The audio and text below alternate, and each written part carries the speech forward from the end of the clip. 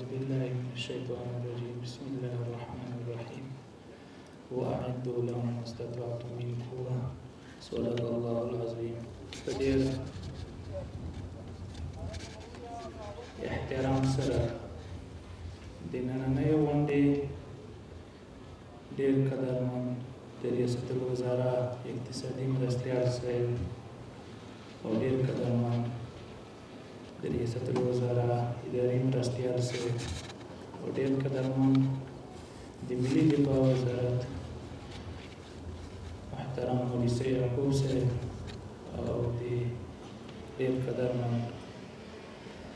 د استخباراتو عمومي مسؤل مولوي سید عبدالحق وسیع صاحب او د کابینې ټولو معززو مسؤلینو خارجي ډیپلوماتانو او د علماء کرامو او راغلي مېلمانو ټولو ته السلام علیکم ورحمة الله وبرکاته. نننۍ غونډه خو د پولیسي د اکاډمۍ د کورنۍ چارو وزارت یو ویاړمنه د افتخار او د سعادت غونډه ده او 14مه دوره چې د دې براعت غونډې رارسېږي په داسې حالاتو کې چې افغانستان په ډېرو مظلومانه شکل سره داسې یو یتیم هیواد ګرځېدلی و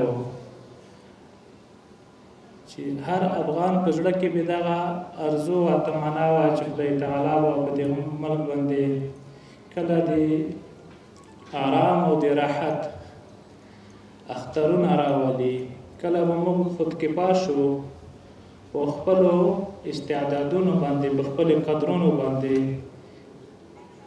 د ډېرو آهو فریادو د قربانۍ نه وروسته الله جل جلاله افغانانو ته یوه خپلواکي ورکړه. داسې خپلواکي ورکړه چې د چا تر احسان لاندې افغانان رانغلو او بیا په دومره کم وخت کې چې د نیمې پړۍ نه راوروسته موږ د ازادۍ د خپلواکۍ دویم او د افغانانو استعدادونه اهلیتونه چې کوم دي په هر میدان کې الحمدلله یو تر بله افتخارات لري، یو تر بله ځلیږي. خو د نننۍ غونډه یو علمي غونډه وه چې زموږ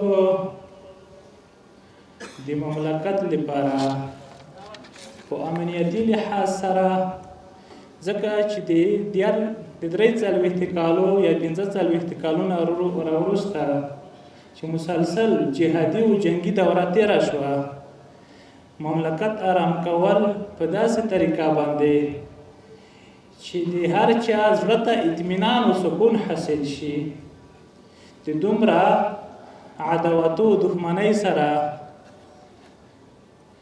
او زموږ عمرونه چې ګورو د انقلابو سره چې پرتله کوي عمر هم په کم دی، د انقلابونه ډېر لوړ دي. خو د دې سره سره هر انقلاب چې راغلی دی بل انقلاب په نتیجه کې خلک انتقامونه اخیستي دي، افغانانو ته امن سکون نه دی وربخلی.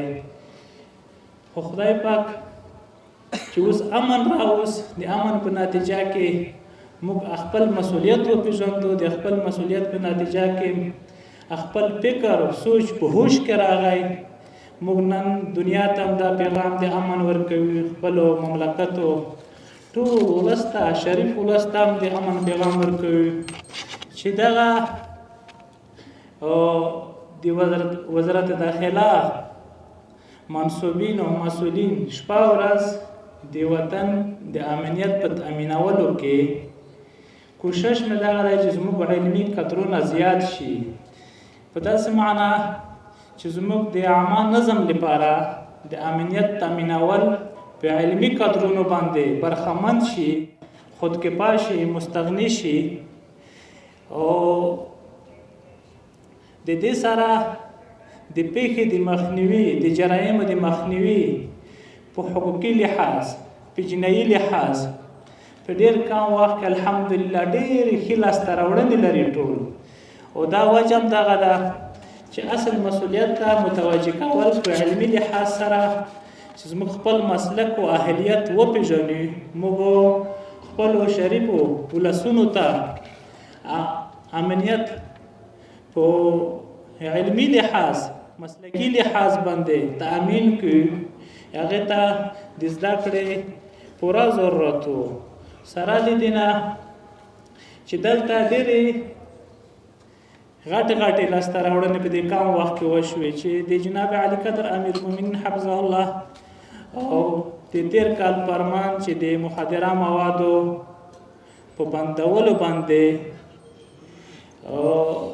صادر شو، دا زموږ د توقع نه پورته خبره وه چې د موږ ټول ملک چې اکثریت حصه یې مبتلا وه په مخدراتو کې باندې، هم یو طرف ته په نشهیي توکي باندې ډېر خلک مبتلا وي، بل طرف ته په قاچاق باندې مبتلا وي، او چا نه غوښتل د ترحم برلاسې په دې مملکت چا نه کش کوو.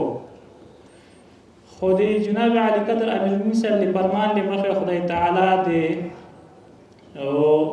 د کورنۍ چارې وزارت د مخدره معاونیت چې کوم زموږ دی، د په ډېر همت سره په ډېر شفافیت سره د دغه مخدراتو کې د مخنیوي د قاچاقو او د دې د نشهیي توکو د مخنیوي لپاره داسې یو کردار افتخاري کردار ادا کړو چې په ډېر کم وخت کې الحمدلله چې اوله درجه هېواد یې 0 درجې ته راورسوو. خو مقابل طرف چې موږ دنیا هم د دې نه ډېره په تشویش کې وه، په خوف په ویره کې وه چې افغانستان په امنیتي لحاظ سره، په نشهیي لحاظ سره، د قاچاقي لحاظ سره د اوله درجه موندلې وه. خو په مقابل کې زموږ خوار او غریب ولس چې کوم و، د هغو ته د بدیلې معیشت لپاره چې بار و بار غوښتنې ورنه شوي دي، هېڅ زمینه دی نه کړه ورته برابره. بیا هم نن دلته محترم ډیپلوماتان دلته ناست دي چې په خپلې هېوادو سره د خپلې سازمانونو سره دی دغه خبره شریکه کړي چې د افغانانو لپاره د بدیلې معیشت لپاره دی پوره همکاري وکړي. بل طرف ته معتدین چې کوم دي په زرهاو راټول شوي دي د معالجې لپاره، او د دوی توجه موږ ځکه غواړو چې دغه ناورین چې کوم دی د افغانانو د دنیاوالو سره شریک و. په دې کې دا ښه لاسته راوړنه دی وزارت داخله وه، او ورسره په ضمن کې زموږ کوم امنیتي او دفاعي ځواکونه دي، دا په پوره معنا باندې په دې همکارۍ کې موږ سره شریک وي. د نورې اداري فساداتو اخلاقي فساداتو مخنیوی چې کېږي الحمدلله په ډېر عادلانه ډول باندې کېږي. خو نن زه نور بیان اوږدوم نه، په دې خاطر چې مېلمانه زیات راغلي دي. دلته د وخت ضرورت دغه دی چې د جنګ په نتیجه کې امن راوړل دا وړه خبره نه وه. دا په چیز سره ځي دا امن، دا په کامل او اطاعت سره، اطیعوا الله و اطیعوا الرسول و اولی الامر منکم. چې اطاعت نه وي چېرته هم امن نشي راتلی، او چې تقوا نه وي، چې سړی د خدای تعالی نه ونه ویریږي، سړی ترحم و شفقت ونه لري په خپلو خلکو باندې، دا امن ناممکن کار دی. خدای جل جلاله اهل علم دلته راوستل، د موږ تاسو ژوند یې په مشروعه طریقه، په مسنونه طریقه باندې د ولس حقوق او د ګاونډیانو حقوق، خپل منځي مینه محبت اطاعت دا دی په برکت د علماو له وجه الله جل جلاله موږ تاسو ته د عظمت راوبخو. داسې نه ده چې اوس موږ دغه شعار خپل کړی دی چې علما په کار نه پیږي. الحمدلله که عصري علوم دي که دیني علوم دي دا لازم او ملزوم دي، دواړه سره ورونه دي. په دې کې په بعض امور کې تطبیق د علومو به د عصري علومو په شکل او نقشه کې راځي. زموږ آخرت نقشه، د دنیا نقشه، دا د علم له برکته خدای پاک موږ تاسو ته رابخلي ده. اوس که اهل علم په دې نظام کې نه وای، ادب دی وي، زه دا خبره زما خوله نه راځي. زموږ تاسو وقتداران چې کوم تېر شوي د 40 کالونو که چیرې کې دی کې یقینا یو ذره علم وای ورسره، یو خدایي علم ورسره وای، دومره ظلم او وحشت به په خپل ملت باندې چا کړی وای. خدا د بې علمۍ وجه وه، د جهل وجه وه. خو بیا هم زه چې نن ورځ د فارغینو چې کومه ده دغه په علمي لحاظ سره په مسلکي لحاظ سره وروزله شول، دی د خپل دندې ته په صحیح معنا باندې متوجه شي، خدمت د ملت په صحیح معنا باندې وکړي. دوی چې دی ډېره ذمهواري لري بنسبت د نرمه، ځکه د درې ارګانونه چې دي دفاع او استخباراتو پولیس چې په کوم هېواد کې په دې کې شفافیت وي، په دې کې خپلواکي وي، په دې کې همت وي، هغه مملکت نه خرابېږي.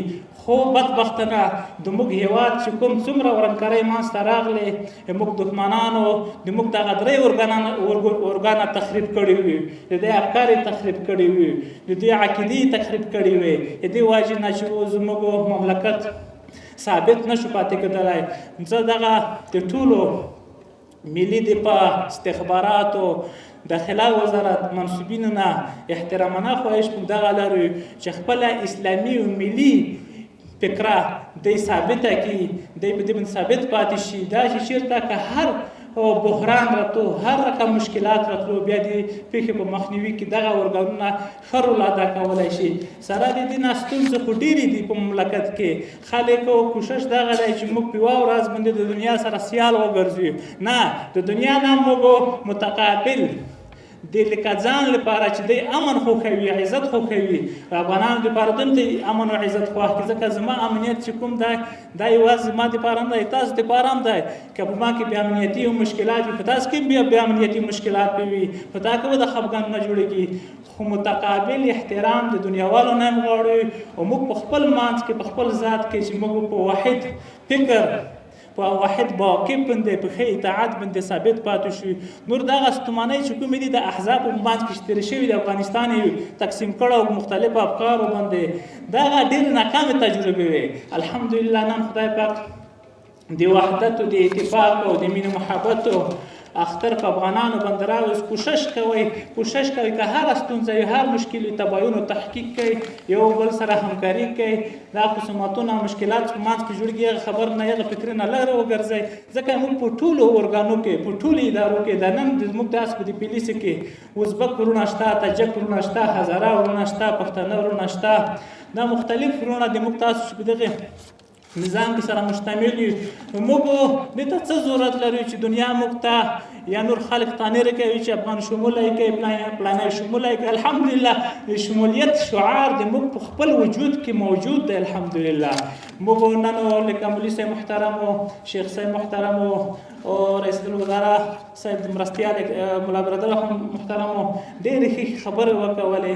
دا طبعا د سړي زړه خوږېږي په افغانانو وروڼو باندې چې په هر ځای کې په مشکلات کې وکیل دي. موږ دنیا ته د امن پیغام ورکړی دی.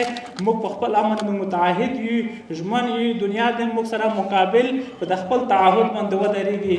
زه دغه فارغینو وروڼو ته د زړه د کوم نه مبارکي وایم. خدای پاک د ښه خدمت ورنه واخلي. څومره مسؤلین ملګري راغلي دي، څومره او دلته نور مراجعین ملګري راغلي دي، ټول د ټول نه د زړه له کومې منندوی. خدای پاک د تاسو د سعی تکلیف قبول کړي. الله محافظ نصیر شه. السلام علیکم ورحمة الله وبرکاته.